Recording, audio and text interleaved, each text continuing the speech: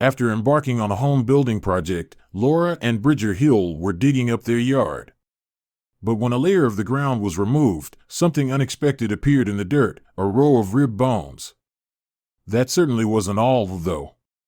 Following further investigation, the Hills realized that they had the nearly complete skeleton of some mysterious creature on their hands.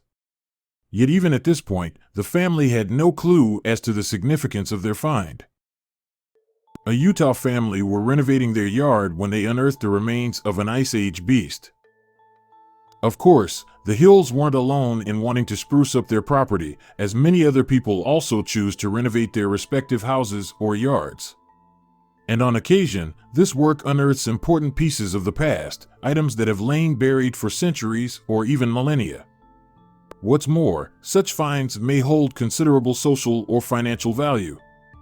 In 2018, for example, newspapers were discovered that had been left in an Arizona basement almost 60 years previously. And thanks to the state's arid climate, the items were relatively intact, too. As a result, then, developers at the Park Central shopping mall were able to offer the papers to experts to study and so glean fascinating insights into attitudes of the time. And it seems that even museums can contain hidden secrets. In 2017, for instance, renovators at New Jersey's Liberty Hall Museum found bottles of wine concealed behind a wall that itself dated back to Prohibition times. The wine was so old, moreover, that it had been bottled when George Washington was president of a new country known as America. And even though the museum undergoes regular renovation, no one expected to find 3 crates of long-lost booze. Now, though, the items can finally be displayed for all to see. It's not just objects that are unearthed, though. Skeletons have also been found in the strangest places. 2 centuries after Benjamin Franklin took up residence in a London house, conservationists decided to renovate the building so it could become a museum. During this process, however, 15 sets of bones were discovered in a hidden room in the basement. The theory is that these were used in anatomy lessons given by William Hewson, a friend of Franklin. And not every historical discovery is made in or under a building either, as Donald Gibson can certainly attest to. Gibson had originally pledged to his parents that he would construct them a sunroom, as his folks lived in an area of Calvert County, Maryland, where fossils are common. However, finding ancient bones buried in their yard likely didn't surprise him at first. Even so, after more and more of the skeleton was exposed, it became obvious that Gibson had unearthed something special. The skeleton in question actually belonged to a snaggletooth shark. And not only was the specimen 15 million years old, but it was also the most complete example of its kind ever discovered. Yes, the sheer number of bones present, along with their quality of preservation, made the skeleton unique. And Gibson's experience just goes to show that you never know where and when you could find something historic. If you are actively looking for ancient bones and fossils, however, then Utah is a good place to start, since the state has one of the most complete records of dinosaur habitation on the planet. Evidence of 27 different types of dinosaur has been found there, in fact, and this in turn covers a period of 165 million years. So, why is Utah so special? Well, experts believe the large amount of salt present in the area may have helped preserve the fossils that have been unearthed. And the Hill family live in Lehi, one of the most rapidly expanding cities in Utah and only 15 miles from the city of Provo.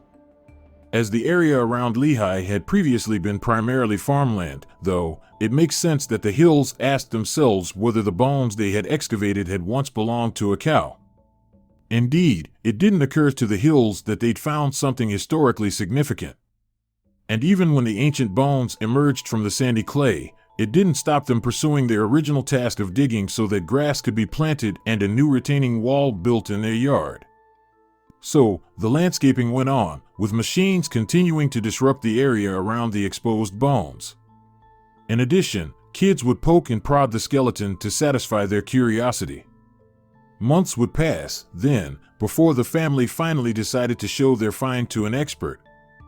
Luckily, though, one of the Hills' neighbors worked at Utah's Brigham Young University. He was a professor of geology, too, so he knew about the sorts of things you could find underground. and it was he who first suspected the actual origins of the skeleton. His theory was that it had once belonged to a horse, perhaps even an animal from the Pleistocene epoch. At this point, it's worth stepping back to investigate what Utah looked like several millennia ago. Back then, for instance, the Great Salt Lake was just a small part of what was once the ancient Lake Bonneville. This prehistoric body of water covered a large portion of the northwest of the state as well as parts of Idaho and Nevada. And the lake was truly massive, too, spanning 20,000 square miles and with a depth of 1,000 feet. Yet while Lake Bonneville formed around 25,000 years ago, its location had already played home to similar large bodies of water for millions of years. Meanwhile, the shrinking of Lake Bonneville into what would become the Great Salt Lake occurred between 12,000 and 15,000 years ago, partly because the local climate began to change. It must be noted, however, that ancient animal bones have been found in other parts of Utah. And some of these, it turns out, are remains of the megafauna of the last ice age, including iconic creatures such as woolly mammoths and saber-toothed tigers. The state's Wasatch Front is home to a number of gravel quarries that have housed bones from the Pleistocene period, in fact, with that gravel having come from Lake Bonneville. In 1988, for instance, a man in a bulldozer was working on Utah's Wasatch Plateau as part of the Huntington Reservoir Dam project. During this process, though, he suddenly unearthed a leg bone, followed by a partial tusk. In all, experts managed to recover a massive 90% of a woolly mammoth skeleton from the site. And this specimen, it said, was over 10,000 years old at the time. But back to the hills. When the family were starting to realize that their skeleton may be more important than they had originally thought, Laura approached Lehi's Museum of Ancient Life for advice. Subsequently, a team of paleontologists led by Rick Hunter came to examine the bones. And in the process, the researchers discovered that the remains were actually extraordinary. Indeed, as soon as Hunter saw a photograph of the skeleton, he knew it hadn't belonged to a cow or even a mammoth. Instead, the specimen was once part of a horse. That raised yet more questions, however. For instance, how did the animal die? And how did the skeleton manage to stay in almost one piece for so long? The find, you see, was nearly 85% intact. And this number is perhaps all the more impressive when you consider that digging up just 20% of the remains of a dinosaur is often cause for celebration. It took the paleontologists 2 days to thoroughly excavate the skeleton, which lay around 7 feet underground. Once free from their burial place, however, the remains then made their way to the museum's laboratory. There, experts often examined dinosaur fossils, which made it the perfect place to identify the bones, learn more about the creature's life, and preserve the discovery for the future. And it turned out that the hill's neighbor had been right. The skeleton had indeed belonged to a horse, which the paleontologists believed had lived somewhere between 14,000 to 16,000 years ago. The team also noted that the equine's legs were curled under its chest, leading them in turn to note that the animal had been similar in size to a modern Shetland pony. The Pleistocene epoch during which the horse would have lived spanned the period from around 2.6 million years ago until approximately 12,000 years ago. It was the time of the last ice age, when giant glaciers dominated the Earth's surface. And even though this period came millions of years after the extinction of the dinosaurs, conditions were still harsh for the plants and animals that thrived during that era. During this particular epoch, however, Homo sapiens began to make its mark on the world. Yes, while many other animals were becoming extinct, humanity started to thrive. And by the time that the Pleistocene era ended, members of our species had made their way to nearly every corner of the globe. But, of course, Homo sapiens wasn't alone on the planet at that time. Woolly mammoths and saber-toothed tigers also stalked the earth back then. And these creatures lived, too, alongside the ancestors of many recognizable modern animals, from cattle to kangaroos. Birds such as geese and reptiles, including crocodiles, similarly thrived in the Pleistocene era.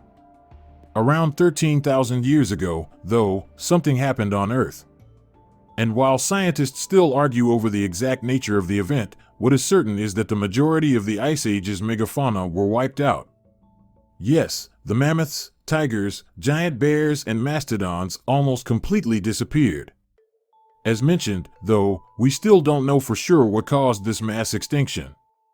Today, then, much of what we know about the creatures that lived in the Pleistocene epoch comes from one site in Los Angeles, California. In particular, the city's La Brea tar pits have preserved countless species for thousands of years. Animals would have entered the sticky asphalt at the location and become trapped, with their remains going on to become the fossils that now fascinate so many experts. What's more, over 1 million separate bones have been found in the pits, with these belonging to more than 400 identified species. Remains of an almost complete mammoth have been unearthed, for example, as well as a partially complete human female skeleton. The area that would later become Utah, however, experienced similar conditions to much of the world during the Ice Age. At that time, the higher parts of the state froze into glaciers, with the resulting meltwater subsequently helping Lake Bonneville to grow. As the ice melted and refroze, though, the environment changed massively. And between the lake and the glaciers, mammals were forced to live on a narrow stretch of land. Meanwhile, according to American Museum of Natural History curator Ross McPhee, the history of North American horses stretches back 50 million years. These ancient animals were survivors that were capable of living in the harshest environments. And the horse skeleton that was unearthed in the Hills Yard may well have belonged to one of these creatures. The origins of the horse itself can be traced back to the Eocene era, which took place between 34 and 56 million years ago. Indeed, Eocene fossils from both Europe and North America suggest a browsing animal with hooves once existed that may have been an ancestor of the modern horse. That said, the creature in question would have little resembled the horses with which we are so familiar today. For starters, the so-called dawn horse was considerably smaller than its modern descendants. The largest examples of the species would have stood no more than 2 feet high at the shoulder, in fact. In addition, the dawn horse's hooves, skull, and teeth were all also of a different shape to those exhibited in similar animals today, while its brain was also significantly smaller. Yet these mammals did have one thing in common with present-day equines: they too would have relied on speed to survive. And from the fossil record, it seems that every new evolution of the horse brought it closer to an equine that we would recognize. Indeed, horses now are still creatures that are designed to run fast. They also possess both complex brains and teeth designed for the herbivorous, grazing life. Currently, though, the biggest draft horses can be more than 6 feet tall at the shoulder. Still, there is some argument over when exactly humans first domesticated the horse, although one theory is this took place more than 5,000 years ago on the steppes of what is now Kazakhstan. Regardless, horses have certainly become an essential part of human life and culture since. In the intervening millennia, the animals have played a part in travel, combat, food, farming, sport, and entertainment. Interestingly, though, horses became extinct in North America after the last ice age.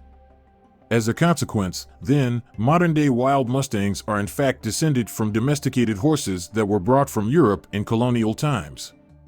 The last truly wild equine species is known as Przewalski's horse, and they are only found in captivity these days. As for the skeleton in the Hills Yard, it appeared to be an almost complete set of bones from a wild Ice Age horse. Indeed, at first glance, the only part of the specimen that seemed to be outright missing was the head.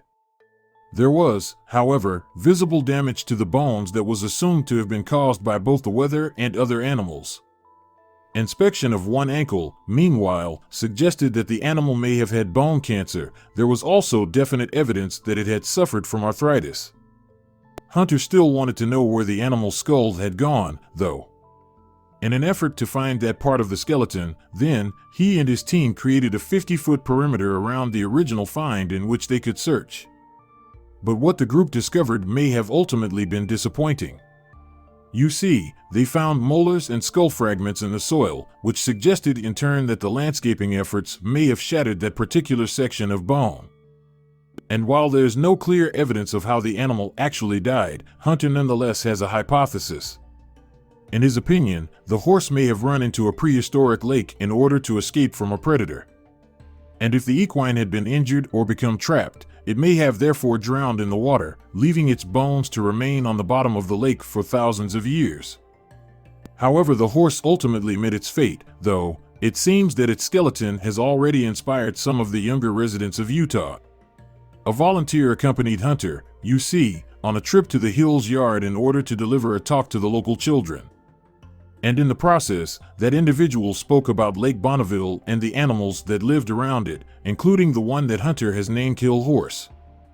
Now, as Laura told the New York Times in 2018, all these little kids want to be paleontologists. But what happens to the skeleton in the long term is entirely up to the Hills. Indeed, it's up to the family to decide if they want to donate the specimen, and if so, where it should go. McPhee at least believes that an institution is the best place for the bones, while Hunter hopes that they can stay in the Museum of Ancient Life.